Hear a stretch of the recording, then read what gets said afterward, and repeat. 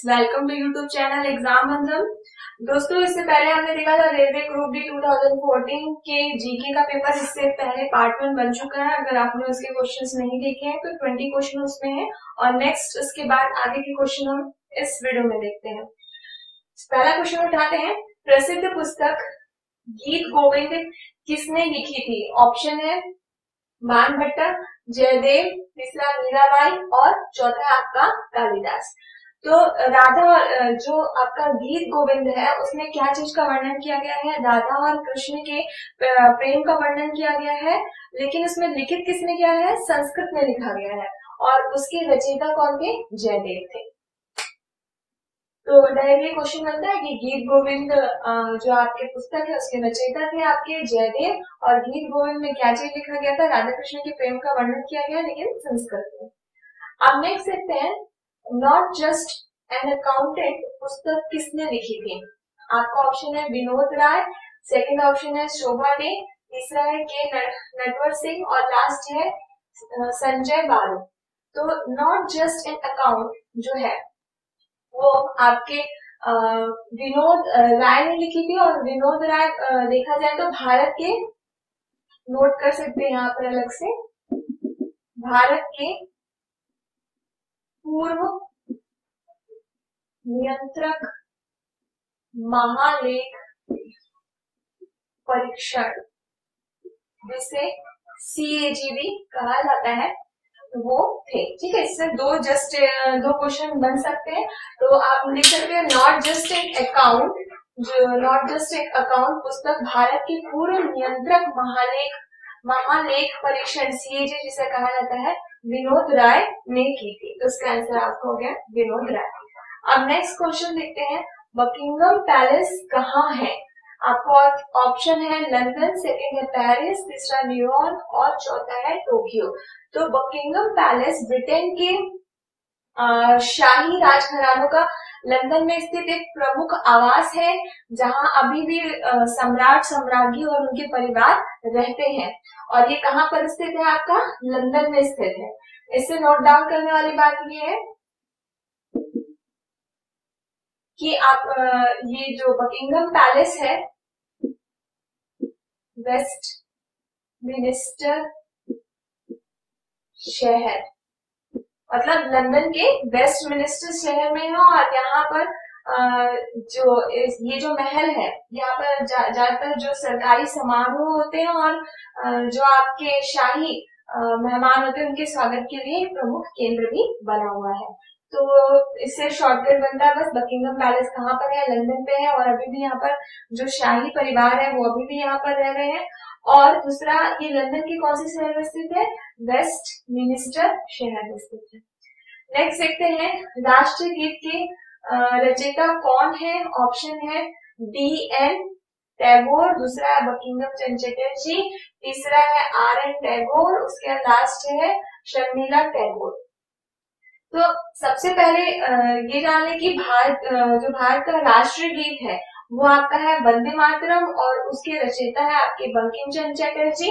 और ये जो बंकिम चंद्र चटर्जी है, इन्होंने राष्ट्रीय गीत जो आपका वंदे मातरम है उसे कहाँ से लिया है? यहाँ पर नोट डाउन कर लेते हैं, आनंद मठ के उपन्यास से लिया गया है। आनंद मठ उपन्यास से इन्होंने लिया है। और ये जो राष्ट्रीय गीत है उस समय जो संविधान मतलब स्वतंत्रता संग्राम में ये लोगों को प्रेरणा देने के काम में आता था। और राष्ट्रीय गीत यानी जो वंदे मातरम है उसे राष्ट्रीय गीत का गौरव कब प्रदान हुआ? तो ये याद रखिए 24 जनवरी 1950 में संविधान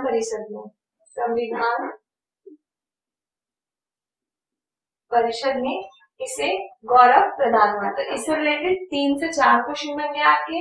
सबसे पहले राष्ट्रीय गीत क्या है? राष्ट्रीय गीत आपका वंदे मातरम है। राष्ट्रीय गीत के रचयिता कौन थे? आपके बंकिम चंद्र चटर्जी थे। बंकिम चंद्र चटर्जी ने आनंद मठ उपन्यास से इसे लिया था।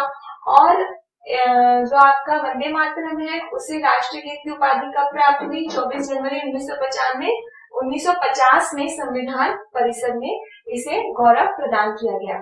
नेक्स्ट देखते हैं क्वेश्चन नंबर 5। क्वेश्चन नंबर 5 में आपका है हैदराबाद कितने समय तक तेलंगाना और आंध्र प्रदेश की संयुक्त राजधानी रहेगी। तो ये एक एक्ट है, हर बार याद रखिए, कई बार क्वेश्चन आता है एक्ट से रिलेटेड भी डायरेक्ट क्वेश्चन पूछ दी जाती है। तो जो भी सडनली में जो एक्ट होंगे उनको तो आपको देखना ही है, और जो पुराने एक्ट है उनसे भी कई बार क्वेश्चन आते हैं। तो हैदराबाद कितने समय के लिए तेलंगाना और आंध्र प्रदेश की संयुक्त राजधानी बनी। तो ये कौन से एक्ट के तहत आता है। आंध्र प्रदेश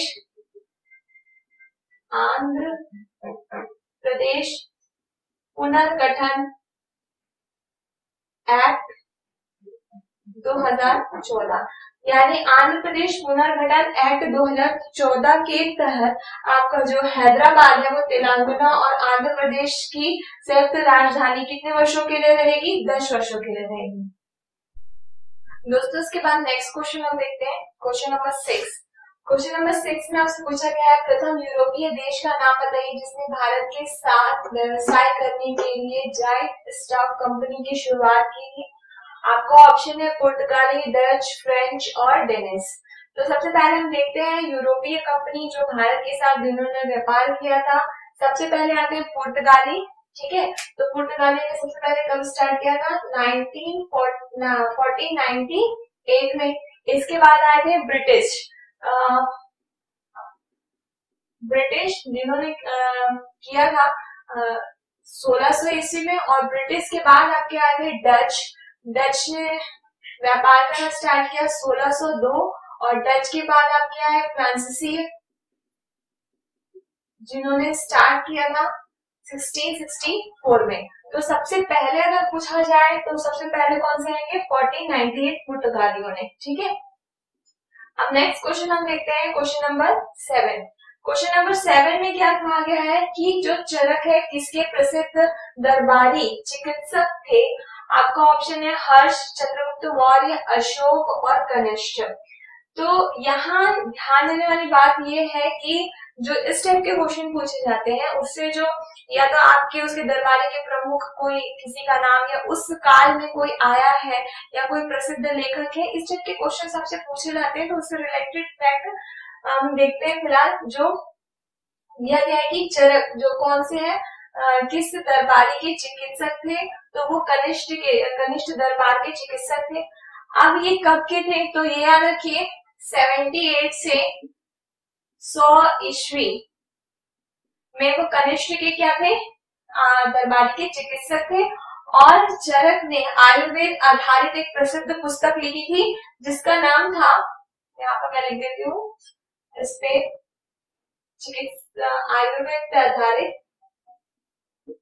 आयुर्वेद पे आधारित पुस्तक लिखी थी उन्होंने जिसका नाम था चरक संहिता।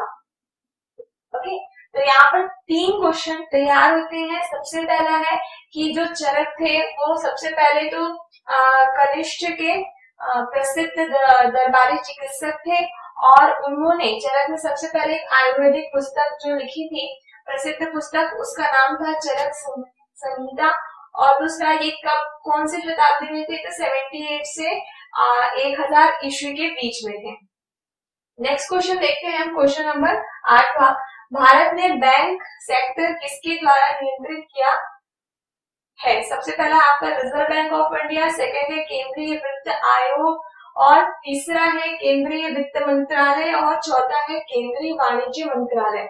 तो आप सभी को पता है कि रिजर्व बैंक ऑफ इंडिया, ठीक है। अब रिजर्व बैंक ऑफ इंडिया के बारे में थोड़ा सा नॉलेज ले लेते हैं कि रिजर्व बैंक ऑफ इंडिया जो है कैसे आया। तो सबसे पहले जो हिल्टन यंग कमीशन जो कि 1925 में था, मैं यहाँ पर लिख देती हूँ, हिल्टन यंग कमीशन जो कि 1925 एवं केंद्रीय जांच समिति 1931, ठीक है।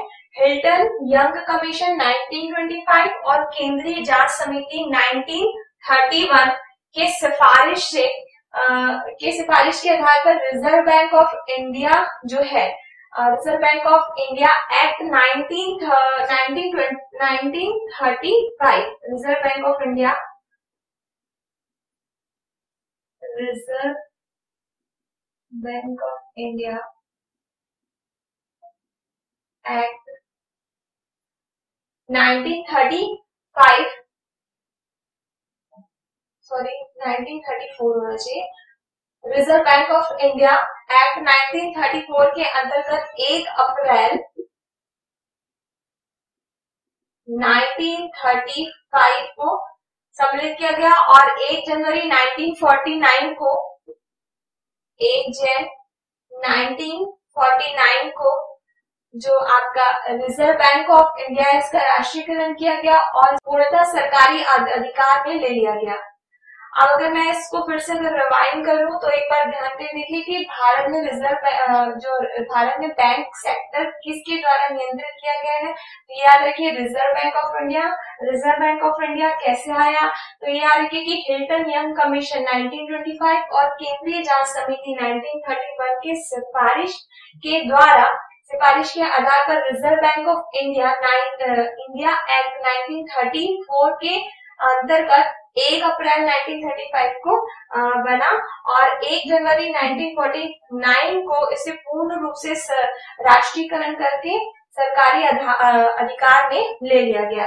और जो भारत का बैंक सेक्टर है इसको पूरा नियंत्रण और नियमन कौन करता है, रिजर्व बैंक ऑफ इंडिया करती है।